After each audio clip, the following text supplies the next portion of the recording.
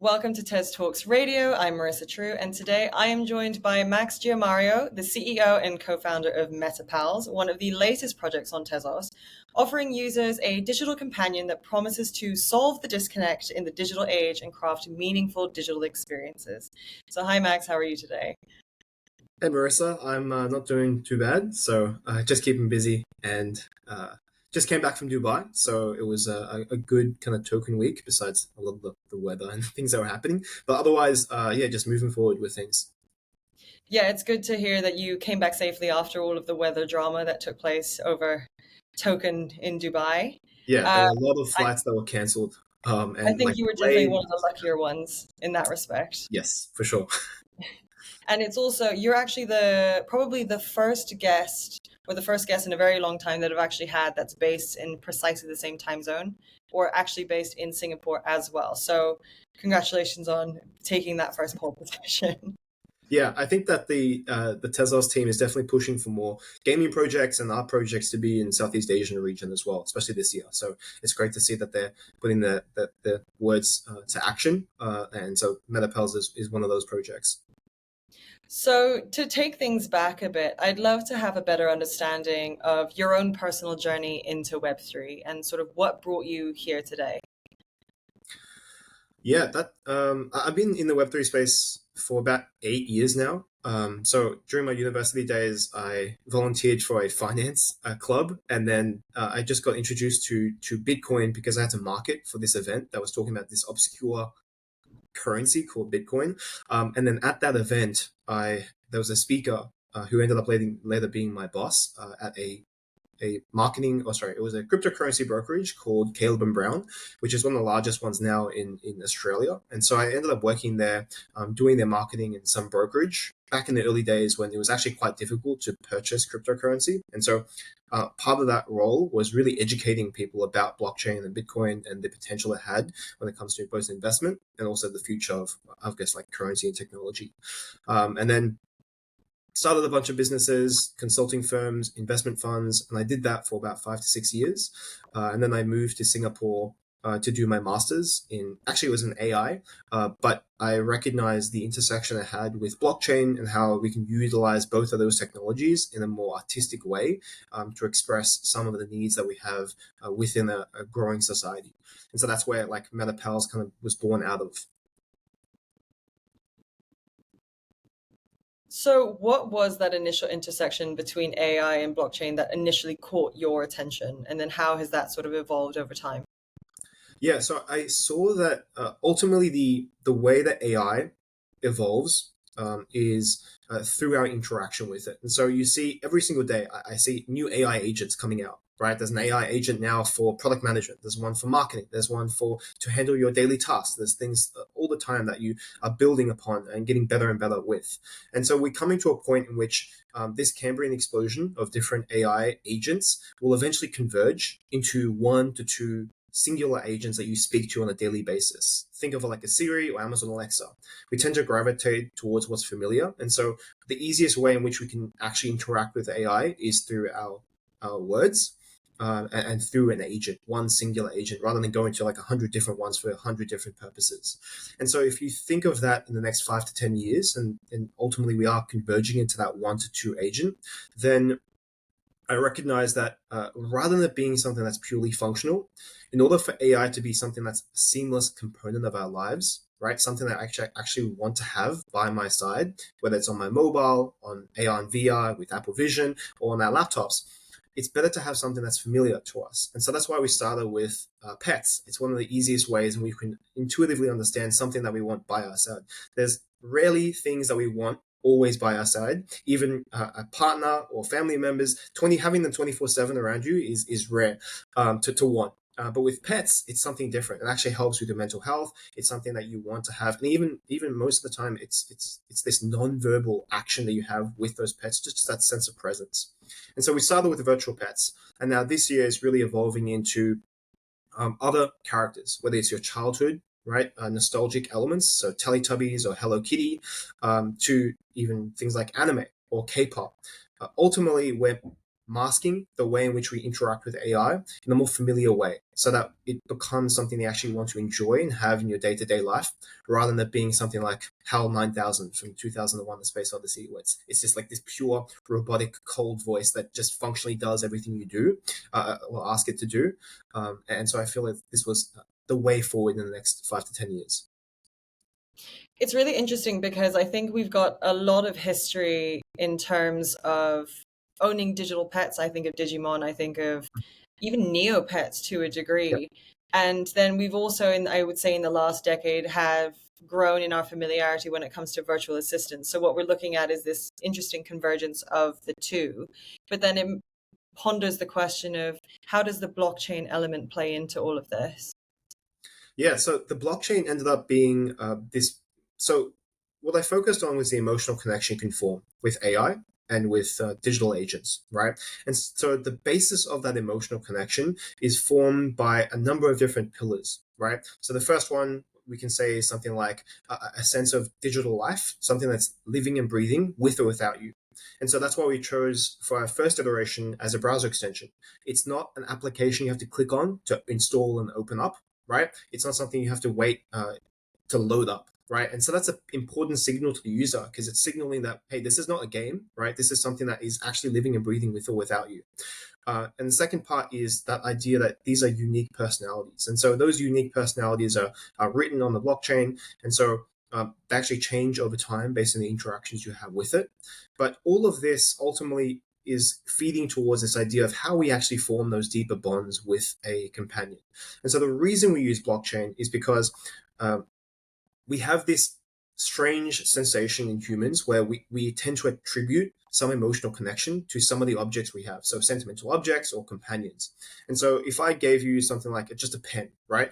Actually, sorry, you own a pen, right? And then I throw it away and I give you the exact same pen, right? You wouldn't care, right? Because it's the same pen. So like it doesn't matter to you. However, if I took away your childhood plushie, right, and threw it in the bin and I gave you the exact same plushie, that's different, right? Because you have that sentimental attachment to it. If I cloned your pet and then got rid of that your old pet and gave you the exact same one, exactly the same, it's still not the same in terms of your connection with it. And so when we're talking about AI companions, these objects in the sense, this code that you're meant to form these deeper bonds with, it becomes very important that you are able to express that in a one-of-one verified manner, where you truly understand that this is the only one that exists within, I guess, the digital space. And then the second part of blockchain is interoperability.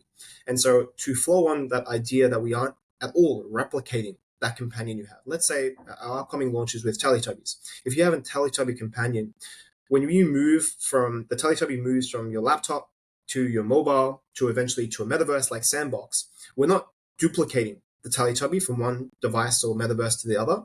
What we're doing is we're abstracting the smart contract and representing it in different devices or different metaverses. That's a key distinction because it means that we, again, are not cloning your companion, which hinders the ability to form those bonds. Instead, it's the same actual DNA, the same NFT contract, but then just represented in different spaces.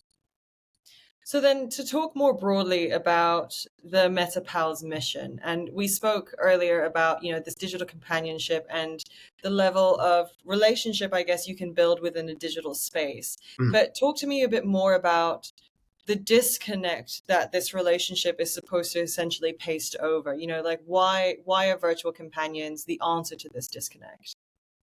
Yeah, so this is going back to this angle uh, I'm quite close to in terms of mental health. And so what I studied was virtual pets and the impact they had, especially during the early 2000s, late 90s, with things like Tamagotchi and Neopets.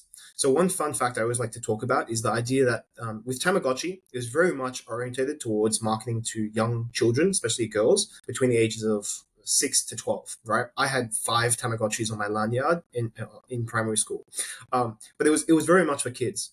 But the most loyal user base of Tamagotchi was middle-aged, working-class Japanese men, right? Because they saw that need. They wanted to have this sense of caretaking, this husbandry, and especially with growing isolation, especially in Japanese high-rise buildings, this was just the perfect tool for that.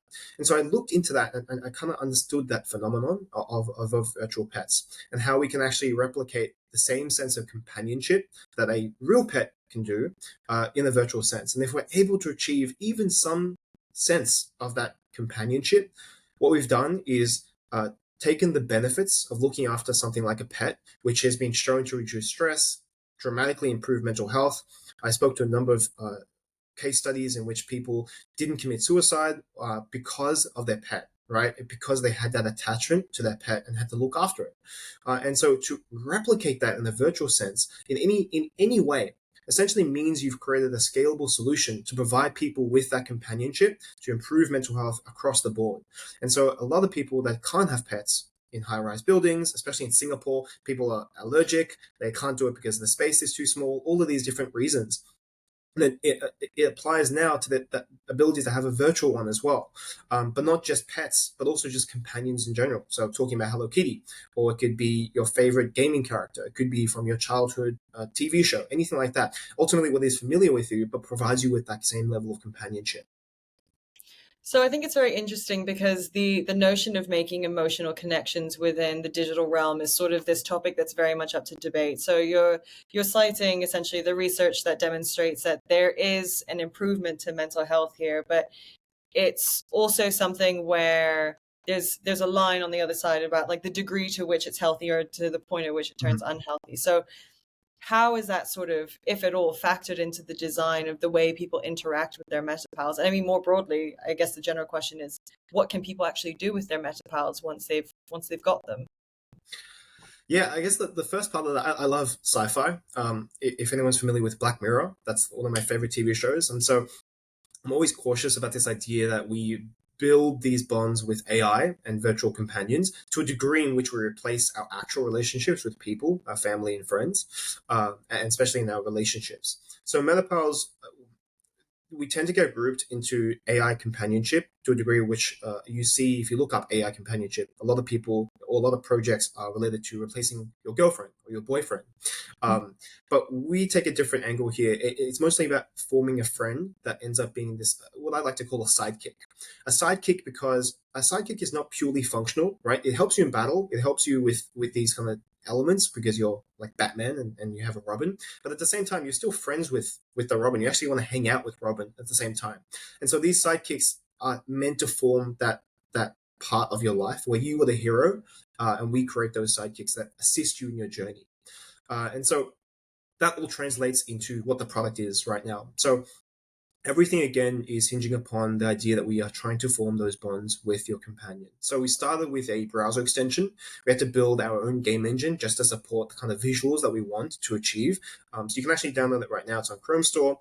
That browser extension essentially allows your companion to be visualized on your screen as soon as you open up your laptop. That companion then is able to detect things, you look after it, you play mini games with it, all of the kind of traditional gamification, caretaking activities you might see in a virtual pet game. But in addition to that, you have that whole wealth of, I guess, AI assistant tools. It's able to detect, let's say on YouTube, right? You're watching your favorite influencer and he talks about this new Teletubbies merchandise line. Your Teletubby can jump on screen and bring that merchandise online and say, hey, because you have the companion, here's 20% off, and you can click straight to that merchandise shop. It can give you insights. It can give you notifications whether you have a Google Calendar meeting. These are all different things that tie in, not with a purely functional agent, but rather with your companion that you actually want to see on your screen all the time. And that goes and extends to our mobile version releasing at the end of the year, right? Which is, again, going to be an overlay. So it exists on top of your app screen. And so it achieves almost the same level of that functionality, plus all the things that you can do with mobile. And eventually getting to AR and VR, where, hopefully when Apple Vision gets to a point where they're getting to a mass consumer model, right? Where a lot of people are able to use Apple Vision in real life. Right now, it's obviously for the early adopters and a very small percentage. But in the 3 or 4 years, when we have that model that's available to consumers, we'll be there in AR and VR as well to be able to have that companion wherever you go.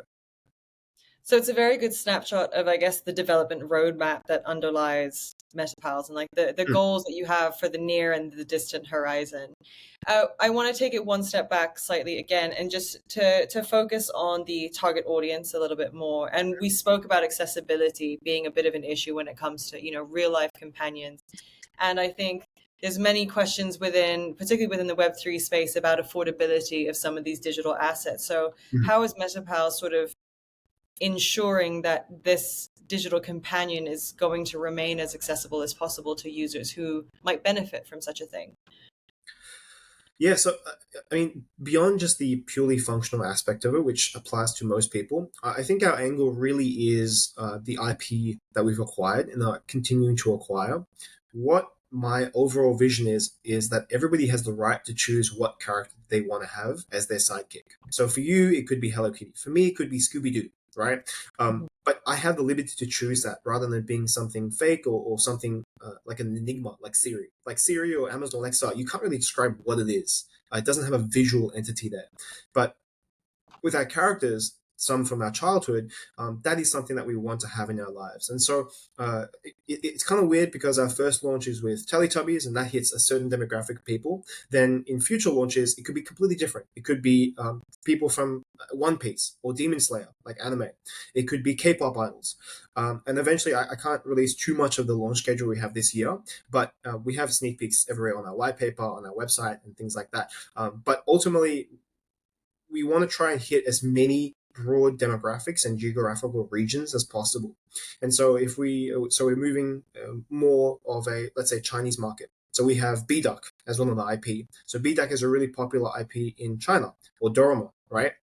If you switch over to the Western side, you have things like Wallace and Gromit, Paddington Bear, right? These are all different characters. But also expanding from that, there's some, I guess, like cooler IP as well that we want to get installed and being able to be played and as a sidekick as well. And so hopefully we get to a point by the end of the year in which we've hit as many demographics as possible where nobody feels like, oh, okay, this is too much of a childish thing or too much of a cool like for like teenagers or whatever it ends up being. There's something for everyone.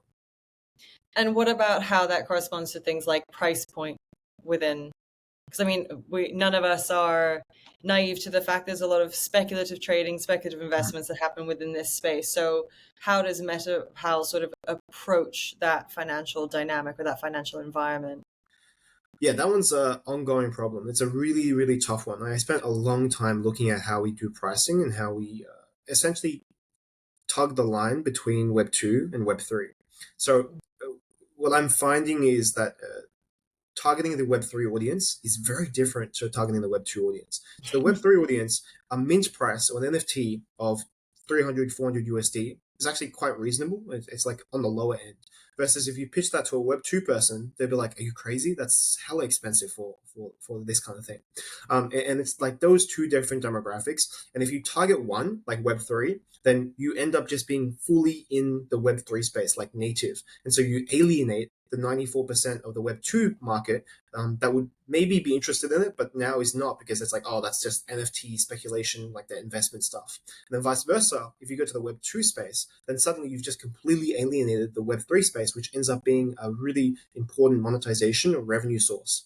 And so with the Web2 space, you can lower your prices. It's hitting a much larger demographic of people, but again, you're seeing as a Web 2 thing and not a Web 3 thing. And even though a lot of your technology is Web 3, then Web 2 gets scared away as well. And so that pricing is always going to be something that we're kind of adjusting over time. Our first launch with Teletubbies ranges around 100 to 200 USD in terms of each NFT. It's difficult to explain that to Web 2 because these are assets that eventually you can sell for potentially more. But to a Web 2 person, they just see that as an outright cost of 100 USD, which is to a degree is like unreasonable if you just spent $100 USD as an expense. And so that like messaging is always going to be something we're trying to tweak. Yeah. I think that's a really interesting conundrum to have just on the basis that a lot of Web3 builders sort of covet the Web2 user in terms of having such a seamless user experience that Mhm. it could easily, as you said, toggle between Web3 and Web2 without anyone particularly noticing. But I think price point is that sticky thing because systems of value just don't translate the same way. So as much as people might be willing to spend, say, $100, $200 a year on a subscription service, in Web 2 over the cost of an actual digital asset is a completely different proposition altogether. So it's interesting to see that that's still quite a sticky point, and it makes you wonder what it'll take to actually bridge that gap, say 5 years down the line, or if it will at all, or if we're always going to have very different systems of value running, I guess, concurrently at the same time. Yeah. So touching upon that, like we're always scared that you get stuck in the middle, right, where you end up alienating both audiences, which is definitely a concern, right? There's always a massive upside because you end up getting both Web3 and Web2, or downside, which is you get alienated by both.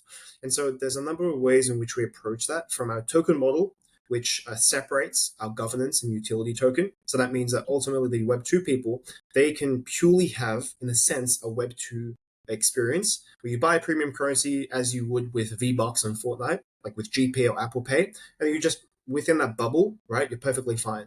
However, those people that are more interested in things like play to earn, GameFi, SocialFi, then there's the other part that gets, in a sense, unlocked if you want it to. And that provides, well, it has a little bit more friction because you have to KYC, you have to do those things that you have to normally do with investments.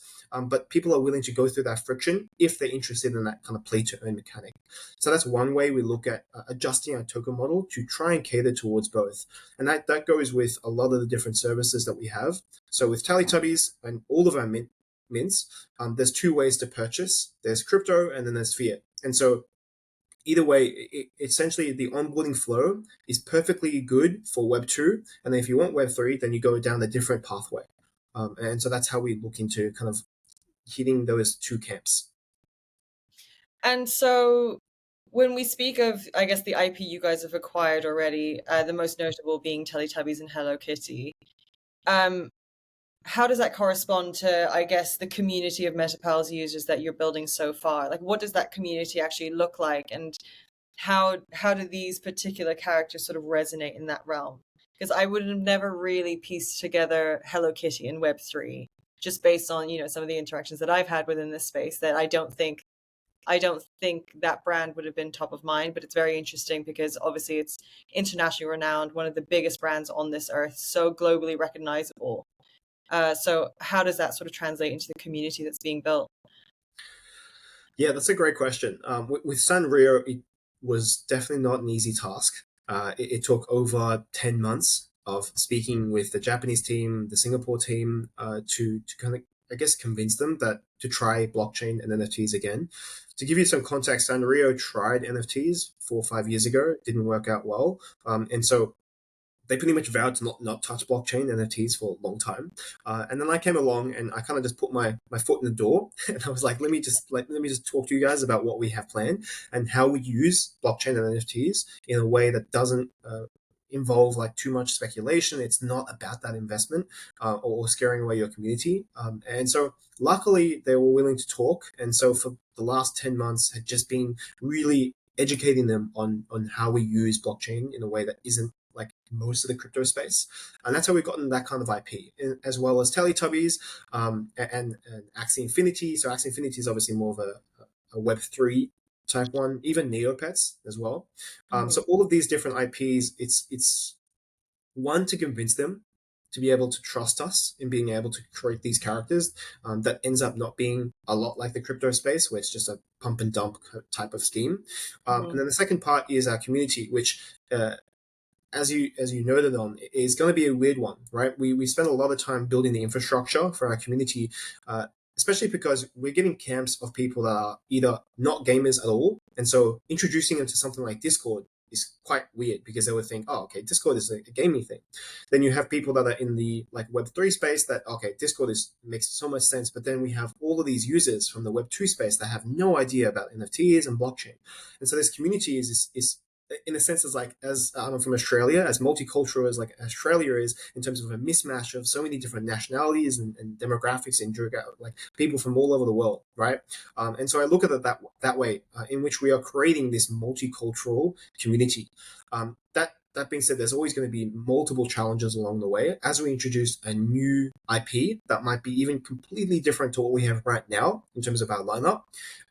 Getting those people into this community, we're going to have to separate chats, but we also have to have a cohesive environment where people can talk freely and share those values of having a companion. And so ultimately, the solution to all of this is actually through your companions once again. And so I look at and give you the example of something like a dog park, right? So when you go to a dog park, you don't just randomly walk up to people and start talking to them. It's your dogs or your pets that start playing and intermingling with each other, and then you happen to have a conversation with them. And so instead of having a community that's completely segregated into different demographics and geographical regions because of the IP, instead we have a companion that ends up being that icebreaker. Everybody has a companion here. That's a guaranteed thing. And so being able to share mini games, leaderboards, expressing different things that they've done with their companion on their screens, that is where that shared value or bond we hope will tie the community together. So I guess in a way, it's a community that's sort of united in shared differences, and that there's the common element of, we were all here because we wanted a digital companion and we like the way that they interact. But that can be where the similarities end. They don't necessarily need to be bound by a common mission or common purpose, I guess, in a way, which I think is often assumed, but I guess, communities have been built on far less. So it's very interesting to see that like a different dynamic play out a little bit. Looking more to the technological front and also just like, I guess, the business growth front, we touched on your roadmap earlier and how you're eventually going to branch into mobile and then potentially AR and VR down the line. How will the blockchain component evolve, or is that sort of just the infrastructure or the foundation layer and everything else will be built on top? Or are there other ways in which blockchain infrastructure are going to feed into MetaPals? Yeah, so I think with the MetaPals team, our ethos internally is always to push the boundaries of what's possible. With the browser extension, if we had used what was available, then the visuals and the capabilities of your companion on your screen would be nowhere near what is expressed right now and what will be expressed over the course of the year. We had to build our own game engine for that. We're also building an entirely new innovation for the mobile version as well. And so if we look at every single aspect of MetaPals, we again try to innovate in where we go. And so that's why with blockchain, even tying on why we chose Tezos. So Tezos is one of those few blockchains that we've seen to be very much versatile, adaptable, and upgradable, which is something that you don't necessarily see with a lot of other blockchains that tend to be top down. Here's the newest update, take it or leave it, right? Let's just go with that. But with Tezos, it's extremely adaptable. And that's exactly what we're looking for when it comes to MetaPals. Everything needs to be evolving, right? And we saw that Tezos, the rate of that evolution is exactly what we were looking for. So with the blockchain, tying that back with AI, right now they're almost somewhat separate. So with the metadata of each smart contract, yes, you have individual personality traits that change over time, and that is based on AI. But to tie them together more is looking into how we can localize the data sets that the AI is abstracting from and hosting that on the actual smart contract. So to translate that, essentially what it means is as you interact with your companion, you build a relationship with it. It has a memory, right? And it has all of these experiences you share with it. And so it learns things about you that needs to be stored somewhere. And ultimately, we don't want to store that ourselves. That should be decentralized in the companion itself. Just like in a real pet or a real companion, the memories are stored within themselves. And so to do that on a smart contract would be how we're looking into pushing the boundaries of the technological frontier of blockchain and AI. And so that's one element. And there's a lot of other elements we're looking into to make things more on-chain, more efficient, but ultimately hinging upon this idea that everything needs to relate back to how do we form that deeper bond with a companion. And if we're achieving that and chipping away at that, essentially that model in which we form those relationships through blockchain and AI, then we're on the right track. And speaking of Tezos specifically, I know you guys were also the recipient of some grant funding from the Tezos Foundation. So big congratulations from that. That is not an easy thing to accomplish. So I think it's a major validation of, what you are actually working on and the growth potential that I guess the community sees. I do know that there was perhaps a little bit of skepticism initially when upon receiving the grant. So I'd like to ask, if not too sensitive, how did you navigate that sort of that level of doubt, or like I guess the social commentary that took place sort of beyond your control? Yeah, that was definitely an interesting time. So some context was ultimately there was a bit of bad timing. Tezos Foundation posted about how they were, I guess, like being more strict when it comes to the grant process. But then the next day launched that we were receiving the grant, even though it happened maybe 6 months ago. It was just a case of bad timing, and so a lot of we got caught in the crossfire when it comes to Tezos, like essentially the Tezos community. Kind of being upset with Tezos Foundation, and then in the process, we're kind of stuck in the middle of that. And so we got a lot of that kind of hate. But ultimately, everything you need to understand or better positioned as an opportunity rather than something that is like you can just either defend yourself or just be like, oh, these are whatever people, just like forget about them, right? And so what I saw was an opportunity to be a spokesperson for the community, right? And so with especially the art community in Tezos, they were feeling neglected. They were feeling like they weren't heard, right? And the Tezos Foundation and Tezos were just kind of going on their own path and just ignoring this core demographic or core base of users that genuinely cared about Tezos and building up the art community there, but were in, I guess, like left in the dark or feeling like they were a shadow within the Tezos ecosystem. And so hearing that, instead of, I guess, like being defensive and be like, oh, MetaPals is this, and it's like we deserve this and we should do that, all that kind of stuff. Instead, I just shifted all the narrative away and I just focused on, okay, what can we do to actually connect Tezos Foundation, the Tezos art people, with a stronger community of being listened to. And so right now, I speak to the new head of art at Tezos, Alexandra, as well as the Tezos art community, which I mentioned I was in London a couple of weeks ago. Sorry, for the Tezos art team, right, that works at Tezos. And then also speaking with Object, which is one of the main NFT marketplaces. And then right now we have a big group chat with all the Tezos art community to arrange some collabs I can do within my game, but also with all of the ecosystem projects and just being more connected there.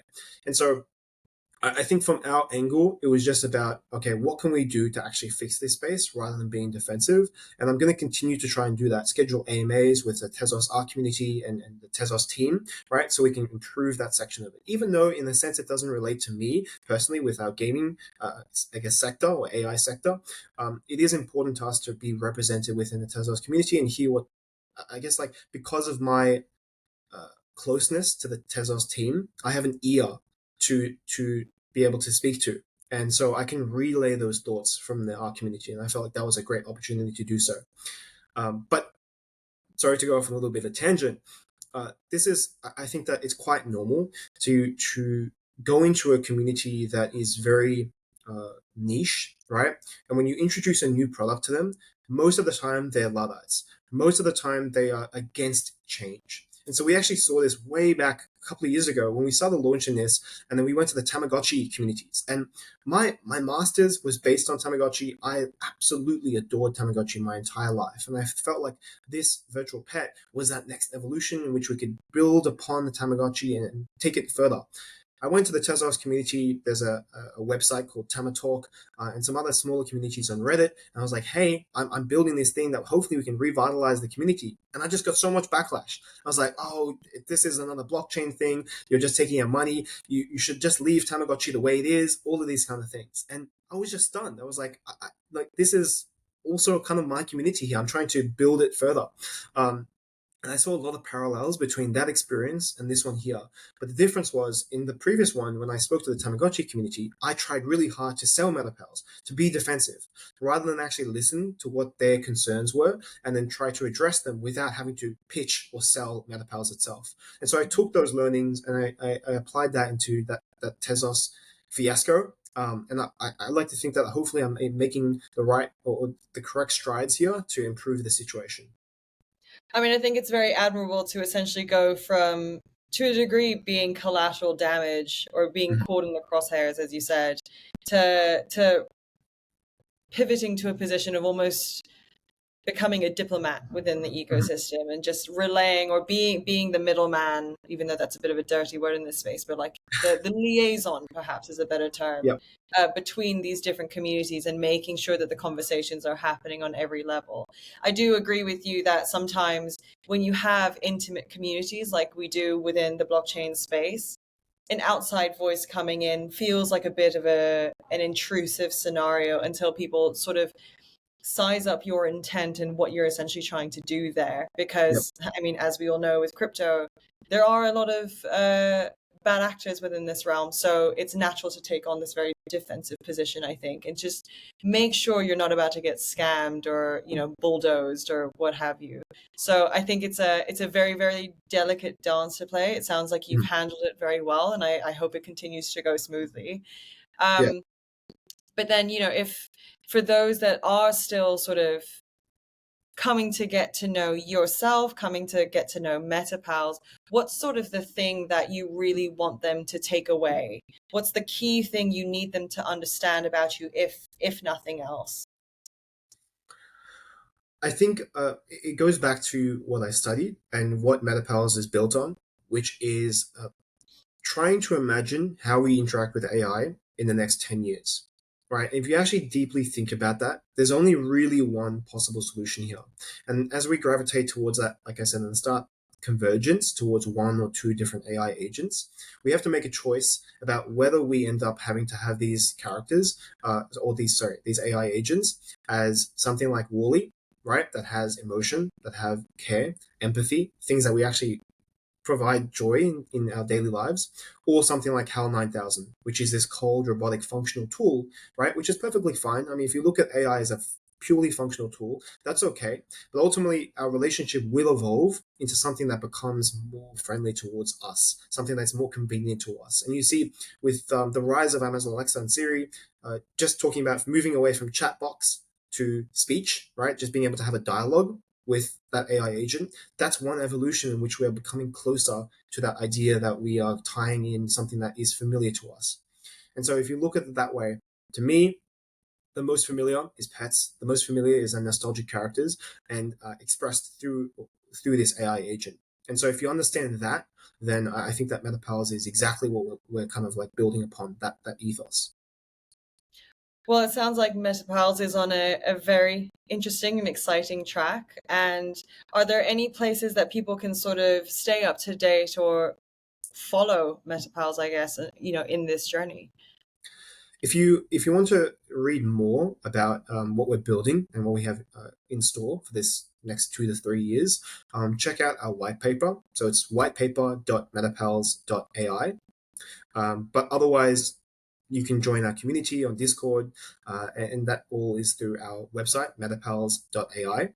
And also just check out the Teletubbies website. We put a lot of effort into it. It's actually quite a fun one. We got the original narrator from 1997 on the first episode of Teletubbies to come back, right, and actually do the narration for our YouTube video for the launch trailer.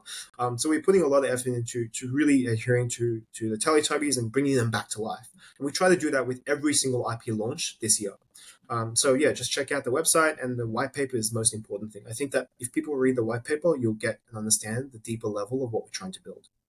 And if there's something this industry absolutely adores, it's a white paper.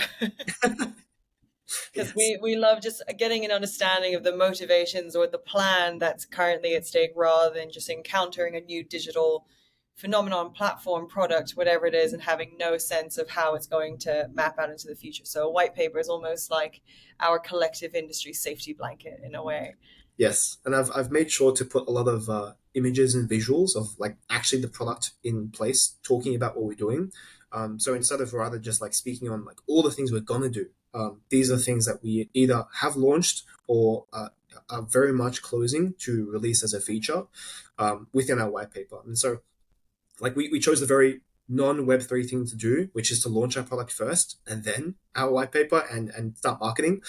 The actual product itself, the extension, is live right now. And so I commend people to really just try it out and just see what we're talking about here. Yeah, I actually did in researching for this interview. I did actually check out your white paper, and the illustrations did help. It was a very different experience to reading almost academic or like making it a bit of a literature review situation rather than actually just sort of reading the mission statement, well illustrated and digestible. So well done on that front. Thank you. Max, this was a great conversation, and thank you so much for taking the time to actually share a lot more about MetaPals. And I think there's a lot of exciting things in the works. But are there any final words you'd like to leave on before we part ways here? I think it's been a great time, Marissa, and I hope that people will one day have companions everywhere that I go, and I'll be able to see them. And if anyone can join the community, I'd love to hear what characters they would want to have as their sidekick. That's one of my favorite questions to ask, and I'll ask it to you, Marissa, as well. If you had any character at all that you would want to have as your sidekick, what would it be? That's a fantastic question. It's definitely caught me off guard. My personal love when I was growing up were Neopets. I adored my Okay. Neopets, so it's probably within that realm. Okay, well, we are working with Neopets, so that is going to be a launch this year. So hopefully, very soon you'll have your wish.